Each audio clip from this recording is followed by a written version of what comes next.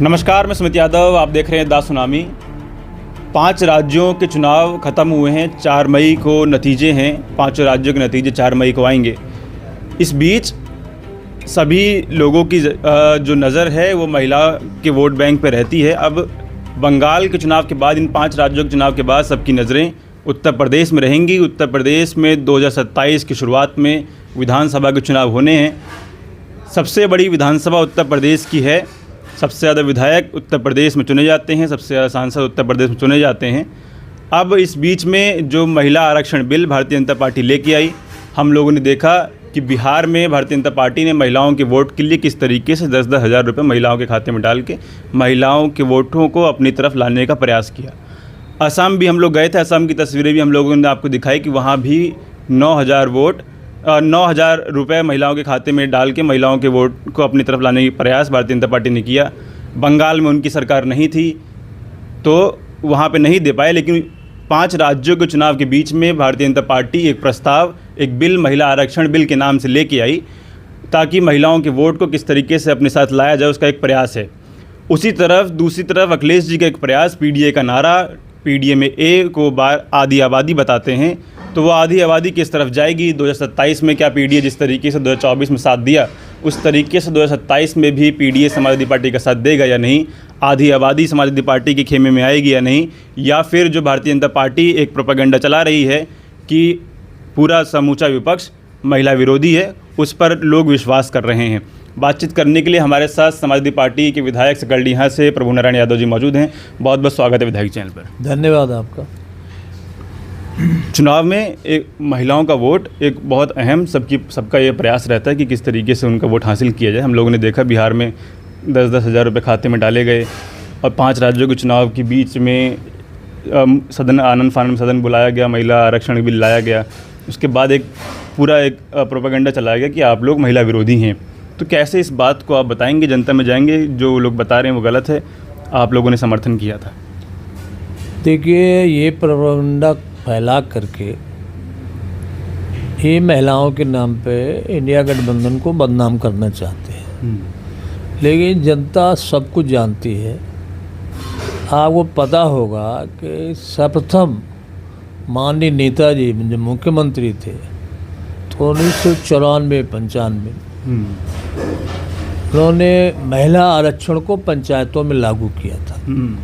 यही भारतीय जनता पार्टी के लोग विरोध कर रहे थे, उस आरक्षण का विरोध कर रहे थे।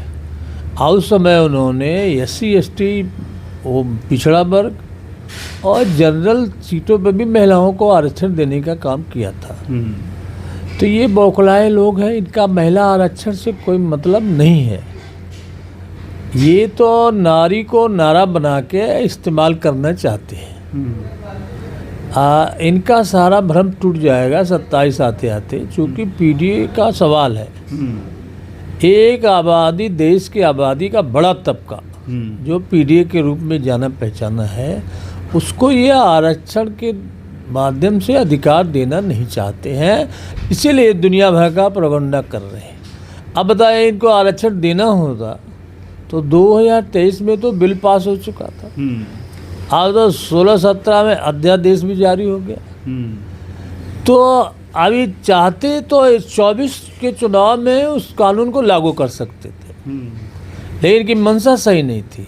आज भी समाजवादी पार्टी महिलाओं के आरक्षण पर, लेकिन आरक्षण का बिल नहीं था ना, मुद्दा था। इनका बिल तो परिसीमन का था। अब परिसीमन कैसे होगा? जब तक जनगणना नहीं होगी तब तक परिसीमन होना संभव नहीं है। जब जनगणना होती है तो उसी संख्या के आधार पर परिसीमन होता है। ये जनगणना कराना नहीं चाहते, आनन फानन में इधर उधर करके ये पूरे पीडीए के हक को मारना चाहते हैं और बदनाम करना चाहते हैं। कैसे आप लोग उस आधी आबादी के लिए आपके पास क्या है? क्योंकि भारतीय जनता पार्टी ने बिहार में 10 हज़ार रुपये दिए, असम में 9 हज़ार रुपये दिए, अब वो बता रहे हैं कि आप लोग महिला विरोधी हैं। आप क्या देंगे आधी आबादी को? आधी आबादी कैसे आपके साथ आएगी? क्या कर रहे हैं आप इसके लिए? आधी आबादी के लिए हमने कहा कि माननीय नेताजी ने महिलाओं के लिए सशक्तिकरण की शुरुआत किया था, नारी सशक्तिकरण। देश में पहली बार कन्या विद्याधन देने का काम किया था। किसी पार्टी ने नहीं दी, किसी सरकार ने नहीं दिया था। उसके बाद तमाम योजनाओं के माध्यम से उनको लाभ देने का काम, माननीय राष्ट्रीय अध्यक्ष जी मुख्यमंत्री रहे, 102 108 एम्बुलेंस चला करके उनको सुविधा देने का काम किया था। फिर 55 लाख महिलाओं को समाजवादी पेंशन देने का काम किया था। आज भी समाजवादी पार्टी की राय स्पष्ट है, जनता का आशीर्वाद मिलता है, यदि सत्ता में बैठने का मौका मिलता है तो माननीय अध्यक्ष जी ने तो कहा कि हम तो अब 40,000 रुपये उनके खाते में देने का काम करेंगे। हम लोग वचनबद्ध है, जब भी मौका मिलेगा तो महिलाओं के सशक्तिकरण के सवाल पे हम लोग उनकी मदद करने का काम करेंगे। जब सदन कल चल रही थी, भारतीय जनता पार्टी के लोगों ने फूलन देवी पर भी काफ़ी बातें कही। उन्होंने कहा कि समाजवादी पार्टी ने फूलन देवी को बंदूक उठाने में मजबूर किया, उनको अपराधी बनाया है।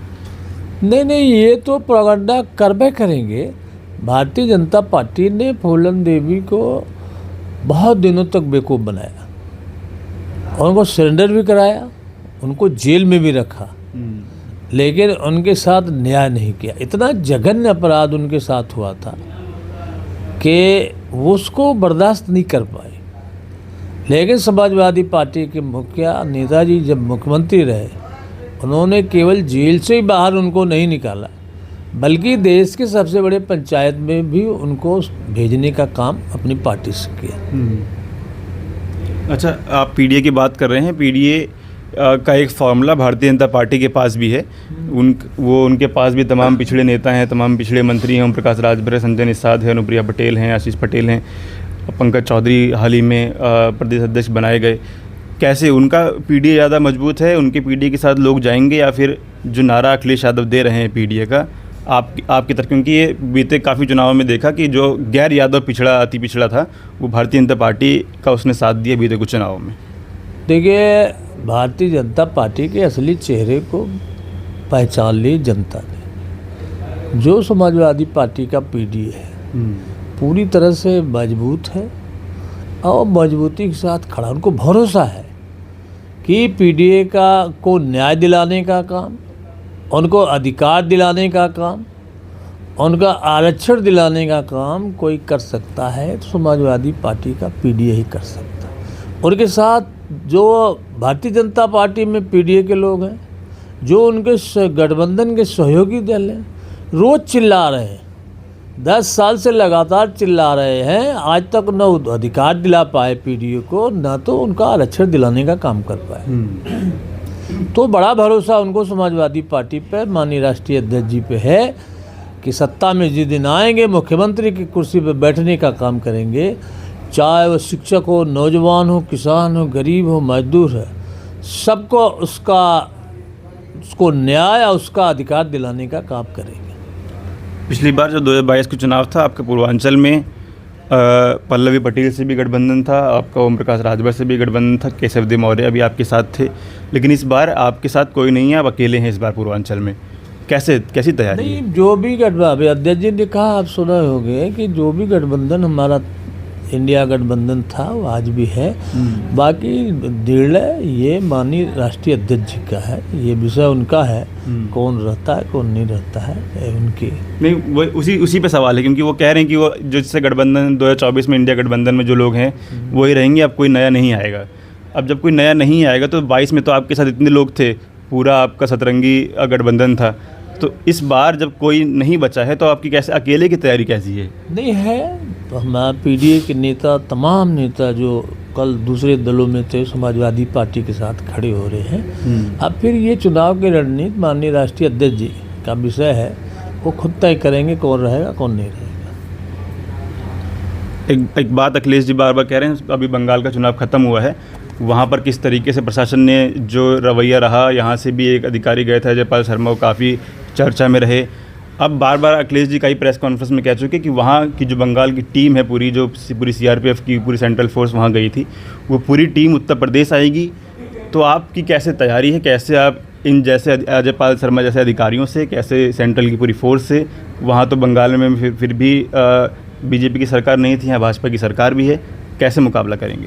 देखिए, भारतीय जनता पार्टी सारे षड्यंत्र करने का काम करेगी, चुनाव को प्रभावित करने का, लेकिन जिस तरह से अन्याय हो रहा है, जिस तरह से अत्याचार हो रहा है, लोगों के अधिकार को छीनने का काम हो रहा है, जिस तरह से संविधान को बदलने का प्रयास हो रहा है, जिस तरह से नौजवान सड़क पे है, किसान दुखी है, हम लोगों को उम्मीद है कि मजबूती के साथ ये खड़े होंगे, इनके सारे षड्यंत्र का जवाब दे करके समाजवादी पार्टी की 2027 में सरकार बनाने का काम करेगी। ठीक, बहुत शुक्रिया। तो उसी पीडीए के फॉर्मूले के साथ पूरा आश्वस्त हैं कि वो पीडीए समाजवादी पार्टी का साथ देगा और 2027 में समाजवादी पार्टी की सरकार बनेगी। बीते कुछ दिनों पहले अखिलेश जी ने अपनी प्रेस कॉन्फ्रेंस के दौरान ये कहा कि 95% आबादी 95% वोट करके सपा की सरकार बनाएगी।